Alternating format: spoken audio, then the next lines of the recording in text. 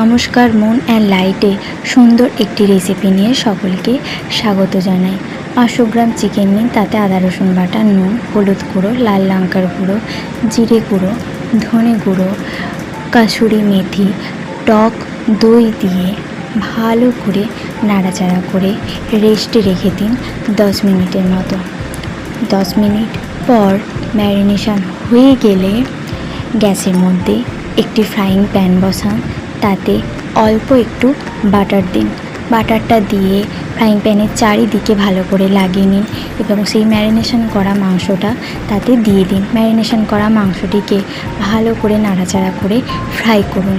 Fry করা হয়ে গেলে একটি কড়াই বসিয়ে কড়াইতে তেল দিয়ে তাতে গোটা জিরে, এলাচ, দারচিনি, কোচানো পেঁয়াজ দিয়ে ভালো করে নেড়ে তাতে হলুদ গুঁড়ো, লঙ্কা গুঁড়ো, ধনে গুঁড়ো, জিরে গুঁড়ো, গোটা গরম মশলার গুঁড়ো এবং আদা রসুন বাটা দিয়ে নাড়াচাড়া করে নিন।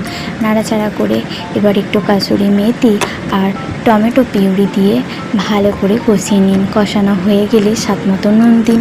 নুন দেওয়ার পর সেই ভাজা মাংসটা তাতে অ্যাড করে দিন। ভাজা মাংসটা ভালো করে তাতে কষিয়ে দিয়ে অ্যাড করুন ফ্রেশ ক্রিম।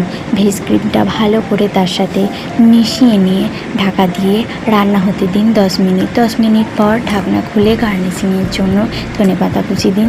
তাহলেই আপনাদের রেডি ক্রিমি চিকেন, যা লুচি, রুটি, পরোটার সাথে একদম অনবদ্য।